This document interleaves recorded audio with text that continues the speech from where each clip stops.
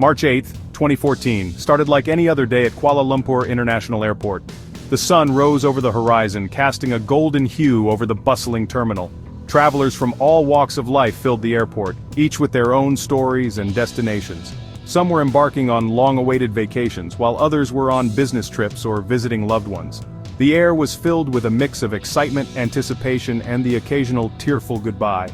People hurried through the airport, some excited for their trips, others saying goodbye. The terminal was a hive of activity, with announcements echoing through the halls and the constant hum of conversations. Families embraced, friends exchanged last-minute words, and solo travelers navigated their way through the crowds. The atmosphere was a blend of joy and melancholy, as every departure also meant a temporary farewell. Among them were the 227 people on Malaysia Airlines Flight MH370, a regular overnight flight to Beijing. These passengers represented a diverse group including tourists, business professionals, and students. Each had their own reasons for being on that flight, but they all shared the common goal of reaching their destination safely. The Boeing 777-200ER, a dependable airplane, waited at Gate C1. This aircraft was known for its reliability and had completed countless flights without incident. It stood ready to carry its passengers through the night, promising a smooth and uneventful journey.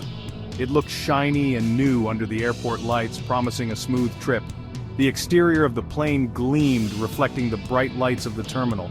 Ground crew members performed their final checks, ensuring everything was in order for the flight ahead. At 12:41 a.m. local time, MH370 took off and climbed into the night sky. The engines roared to life and the plane gracefully lifted off the runway, ascending into the darkness. Passengers settled into their seats, some closing their eyes for a nap, while others gazed out of the windows at the twinkling lights below. Captain Zahari Ahmad Shah, a very experienced pilot, was in charge.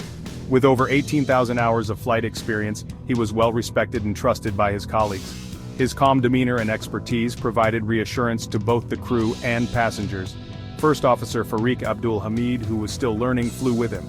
Although relatively new to the role, Farik was eager to learn and had already shown great promise. Together they formed a competent and capable team, ready to handle any situation that might arise. The passengers sat down, some falling asleep, others reading or watching movies. The cabin lights dimmed, creating a serene environment for the overnight journey. Flight attendants moved through the aisles, offering refreshments and ensuring everyone was comfortable. They didn't know their ordinary flight would soon become a mystery, confusing the whole world.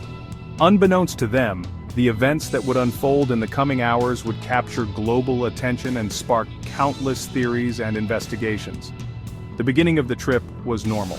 The plane cruised smoothly at its assigned altitude, and the passengers settled into their routines.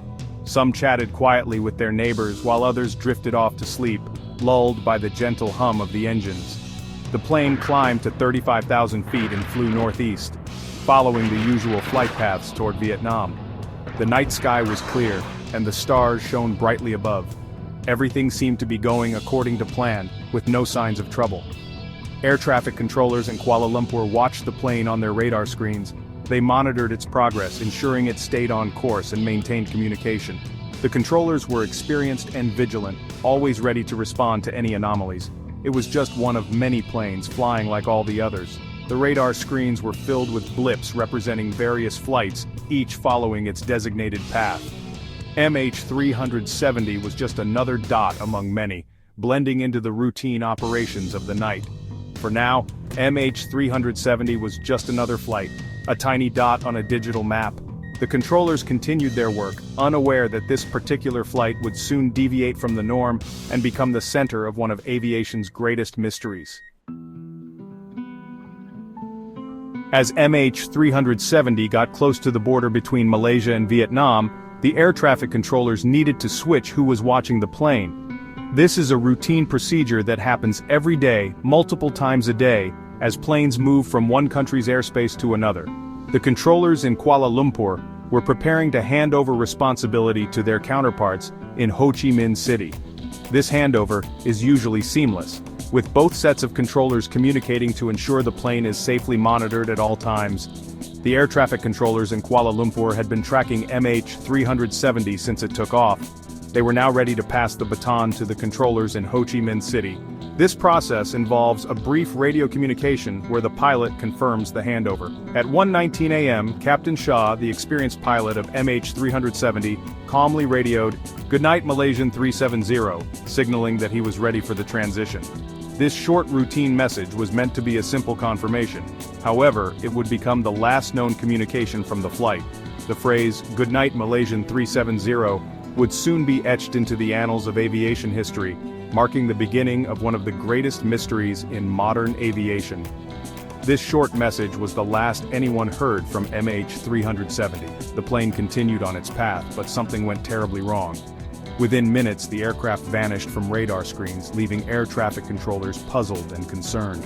The disappearance was sudden, and without any distress signal, adding to the confusion. No one knew the scary silence that would follow. The controllers in Kuala Lumpur and Ho Chi Minh City were left in a state of uncertainty. They tried to re-establish contact with the plane, but there was no response. The radar screens showed no sign of MH370, and the controllers were left staring at empty screens, hoping for a blip that never came. Minutes later, after 1:21 a.m., MH370 disappeared from the radar screens in Malaysia.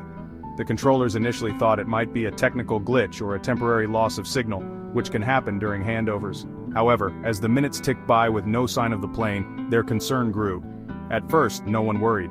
It was not uncommon for planes to momentarily disappear from radar during handovers.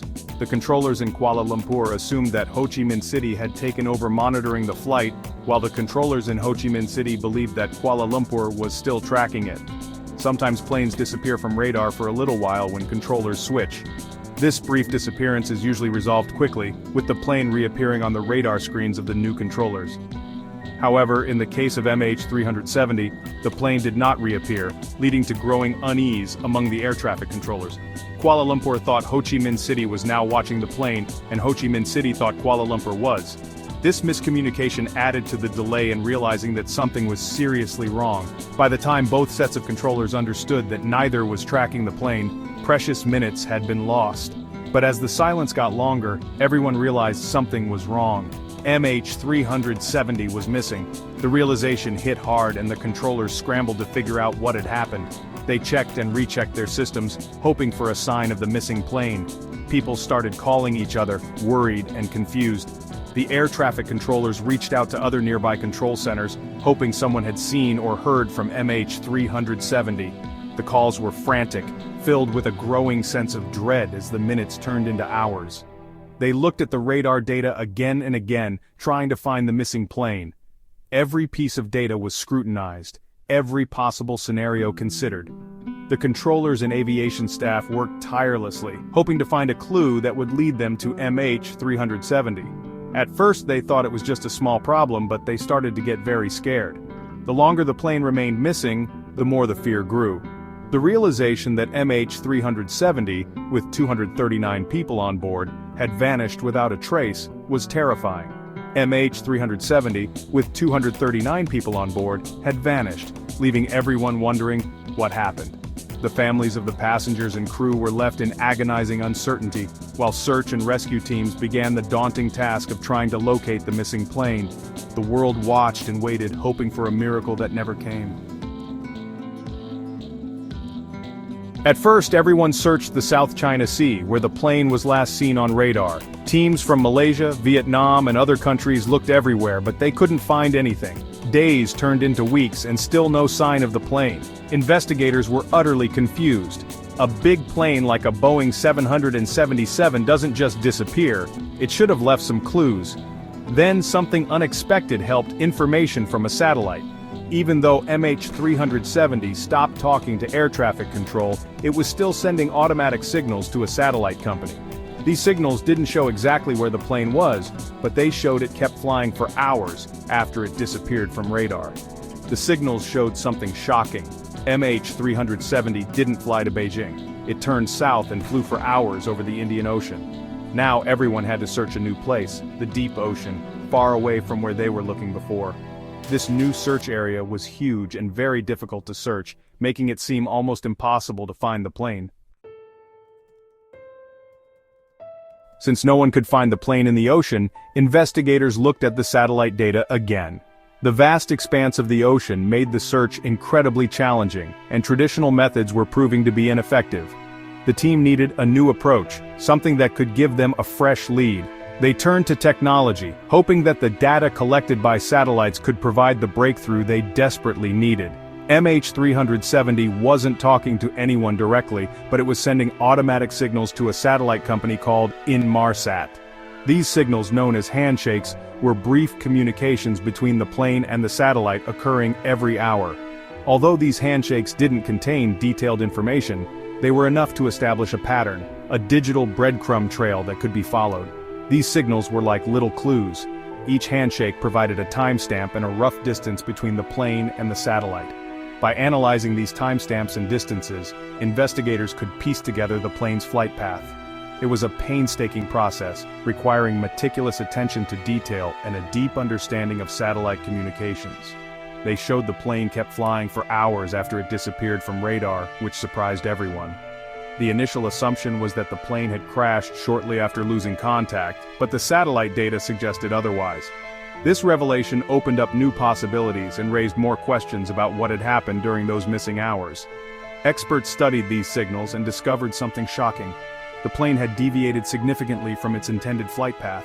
Instead of heading towards Beijing, it had taken a sharp turn and flown in a completely different direction.